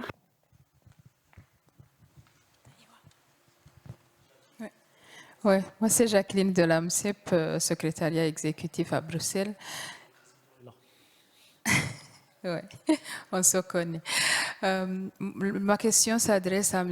Kouadio du Côte d'Ivoire. Il n'était pas dans la salle ou dans les sessions parallèles hier, mais hier on a eu une belle expérience avec Céline de le Forum Belgique, qui nous a présenté les outils technologiques qu'ils utilisent dans la communication avec le public cible. Et c'était intéressant de suivre le travail fait par le service des jeunes de la Côte d'Ivoire. Et moi, j'aimerais savoir comment, je sais que le pays quand même est un peu développé par rapport aux technologies. J'aimerais savoir comment vous utilisez les technologies parce que votre public est plutôt jeune et on sait bien que la jeunesse est mieux connectée que le old school comme nous autres. Donc, comment est-ce que la Côte d'Ivoire utilise la technologie dans la communication ou bien dans l'évaluation d'impact des services publics d'emploi par rapport à ce public justement cible? Le Forum nous a présenté pas mal d'applications, le TikTok, toutes ces applications nouvelles. Et pour moi, c'était très intéressant de voir comment ils les exploitent justement, pas laisser la jeunesse les utiliser juste pour jouer, mais aussi pour capter les informations importantes comme le service, le service rendu par le service public d'emploi. Merci. Pourquoi tu nous frustres? Nous aussi, on est jeunes. Depuis hier, on utilise les gadgets, on est sur les selfies, TikTok. Il n'y a pas que les jeunes. Quoi dire? Il nous a frustrés. Il ne parle que de jeunes qui utilisent les services. Depuis hier, on est sur les gadgets. Regarde, ça ne parle que tablette en Estonie. Bien sûr, bien sûr. À toi la parole, cher ami. Merci Jacqueline pour la question déjà. Effectivement, au niveau de l'agence emploi jeune, en dehors des mécanismes classiques, on a mis l'accent, comme je l'ai dit, avec la population qui est jeune, sur les nouvelles technologies. Déjà, au niveau de l'agence, on a mis en place une plateforme technologique à partir de notre site internet où on interagit régulièrement avec les jeunes. Donc, cette plateforme est l'objet de on oblige les jeunes déjà à pouvoir s'inscrire au travers de cette plateforme qui leur donne un numéro, un identifiant. Ils sont tout de suite référencés sur cette plateforme avec les conseillers emploi pour ceux qui veulent aller vers l'emploi salarié et vers un conseiller projet pour ceux qui veulent aller vers l'entrepreneuriat. Donc tout de suite, c'est créer le lien entre le jeune et le conseiller emploi. Donc tout de suite, en plus de cela, on crée ce lien entre la plateforme et les numéros de ces jeunes-là. C'est-à-dire, généralement, ils utilisent les plateformes WhatsApp, etc., où on publie régulièrement des informations envers ces jeunes-là. Donc, notre plateforme est beaucoup plus utilisée. Vous savez qu'on est sur un marché de l'emploi. C'est l'information qui est la mine d'or sur ce marché de l'emploi. Donc, ils sont généralement sur ces plateformes-là. Donc, on s'invite dans les différentes plateformes pour leur donner le maximum d'informations. On utilise également Facebook parce que l'agence au plus, lorsqu'on organise des rencontres, on fait des plateformes, en plus des rencontres où on leur permet d'échanger. Donc sur Facebook, ils interagissent et ça nous permet de pouvoir échanger régulièrement avec les jeunes.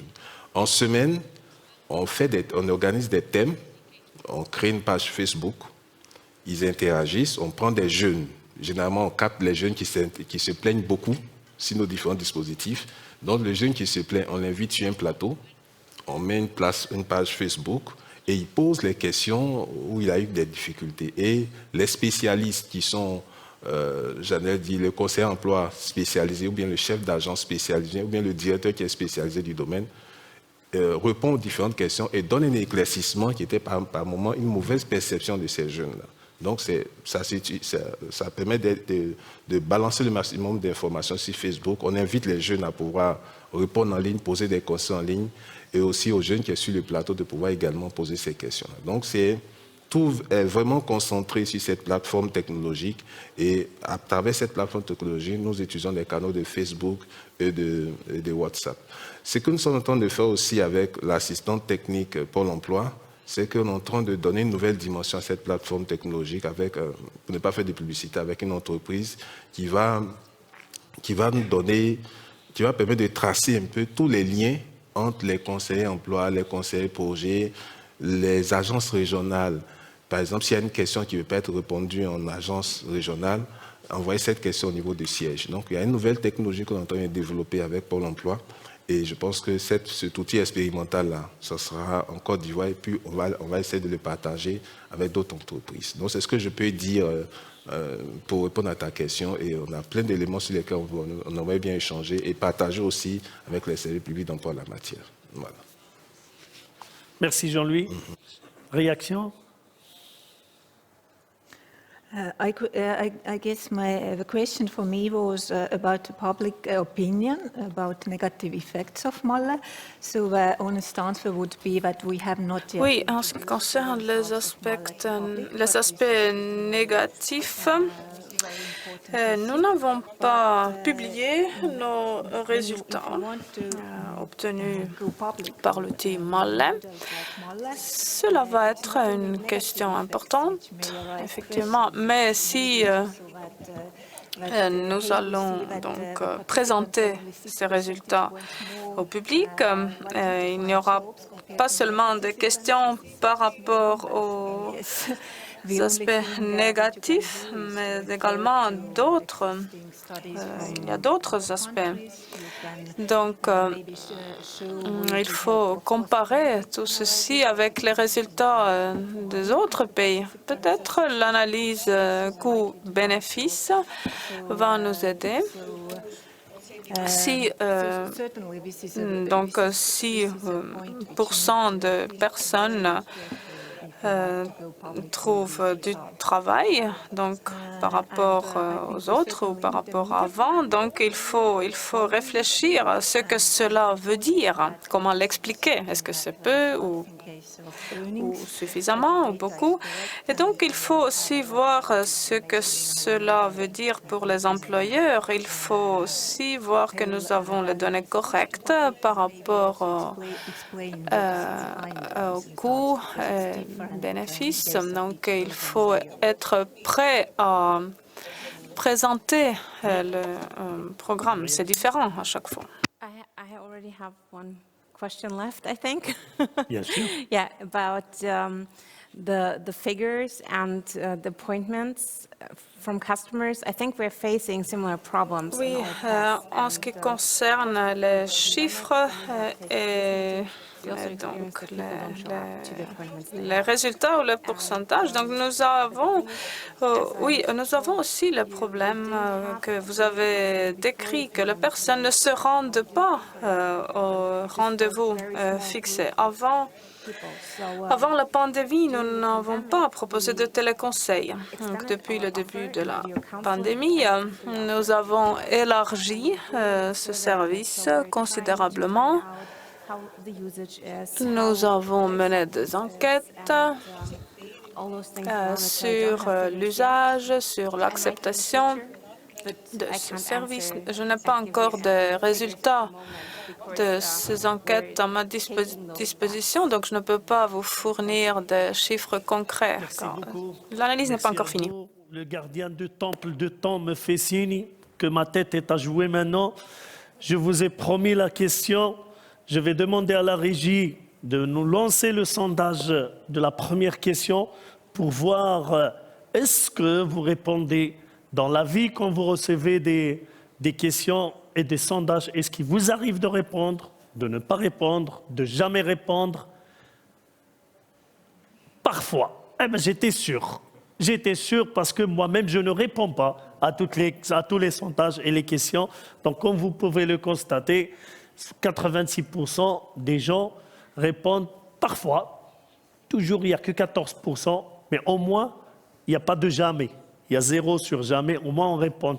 Au moins on est un peu courtois. Donc, je vais profiter de cela pour vous dire et vous annoncer que nous allons lancer une enquête de satisfaction pour le Congrès mondial et vous avez intérêt à tous répondre. Vous avez intérêt à ce qu'il y ait toutes vos réponses sur les résultats. Sinon, on va nous retirer les tablettes, on va nous réquisitionner ici et on ne va jamais nous inviter en Estonie. Donc, sur www.webs.com, vous allez recevoir l'enquête. Vous pouvez vous aussi répondre. Vous allez recevoir l'enquête et vous êtes invités à répondre massivement. Et comme mes chers intervenants étaient sages, studieux, ils ont tout respecté, ils ont aussi droit à des petits cadeaux présents, dont j'invite madame à les leur remettre pour les remercier pour leur participation. Président, en Estonie, ça ne fait que des cadeaux. Moi, je vous propose la prochaine réunion en Estonie.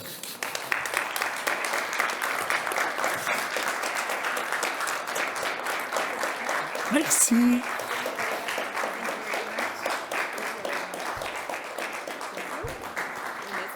Merci beaucoup, merci beaucoup. Restez avec nous, restez avec nous. Je vais demander à M. Pavel et au président une photo souvenir.